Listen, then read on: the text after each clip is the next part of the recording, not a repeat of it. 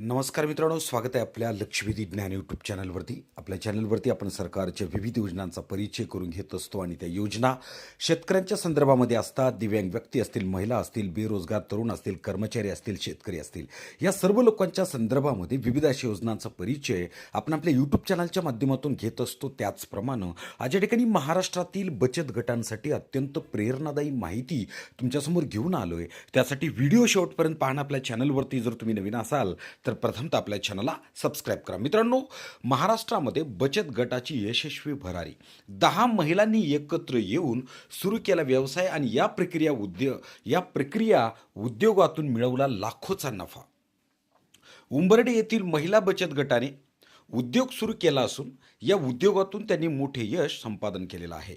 या उद्योगातून या महिलांना वर्षभरात रोजगार उपलब्ध होत आहे.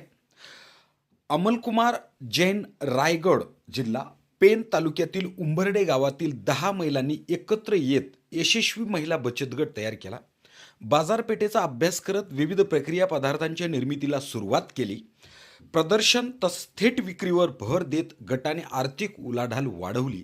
बचत गटाच्या माध्यमातून महिलांना वर्षभर रोजगार उपलब्ध झाला आहे, अशी माहिती या बचत गटाच्या अध्यक्षा मेघा जितेंद्र पाटील यांनी दिलेली आहे. आता उंबर्डे गावातील महिलांसाठीचा जो बचत गट आहे, ग्रामीणसह शहरी भागामध्ये विविध प्रक्रिया पदार्थांची मागणी वाढत आहे आणि ही बाब त्यांनी लक्षात घेतली आणि उंबर्डे गावातील 10 महिलांनी हा बचत गट सुरू केला. 14 डिसेंबर 2016 रोजी या बचत गटाची सुरुवात झाली आणि या महिलांनी बनवलेल्या या पदार्थाची मागणी आता वाढत असून त्यांच्या मिळकत सुद्धा चांगली होत आहे. उंबर्डे येथे 2016 मध्ये स्थापन झालेल्या गटाची प्रतिक्रिया जर पाहिली किंवा बचत गटाची जर आपण प्रक्रिया पाहिली तर या बचत गटामध्ये सचिव आणि अध्यक्ष यांच्या नियंत्रणाखाली सामान्य कुटुंबातील 10 महिलांनी जवळपास 38 कोटी रुपयाचा व्यवहार या बचत गटामार्फत केलेला आहे. जवळ पेन शहराची मोठी बाजारपेठ आहे, ही बाब त्यांच्यासाठी खूपच फायदेशीर ठरली.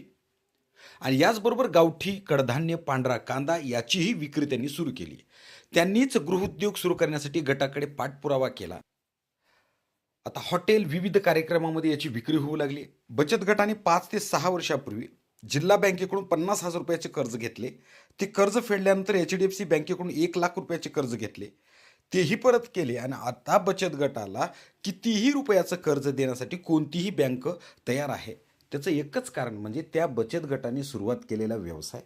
कोणत्याही बचत गटाची यशस्वीता ही त्या बचत गटाने तयार केलेल्या बचतीवर नसून बचत गटाने तयार केलेल्या त्यांच्या व्यवसायावर अवलंबून आहे. त्याच्यामुळं आपल्या आजूबाजूला जे बचत गट आहेत ते जर बचत गट कुठल्याही प्रकारचा व्यवसाय न करता जर आपला फक्त बचतीवर भर देत असतील तर तो बचत गट तेवढा मोठा होणार नाही जेवढा उंबरठे गावचा बचत गट मोठा झालेला आहे. त्यासाठी कुठला तरी व्यवसाय बचत गटाने सुरू करणं अत्यंत आवश्यक आहे. त्याच्यामुळं प्रत्येक बचत गटाने आणि बचत गटातील ज्या काही महिला आहेत त्या महिलांनी एकत्र येऊन एखादा व्यवसाय जर सुरू केला तर नक्कीच तो बचत गट उंच भरारी घेऊ शकतो आणि त्याच बचत गटाला प्रत्येक बँकांकडून कर्जांची ऑफरसुद्धा दिली जातात.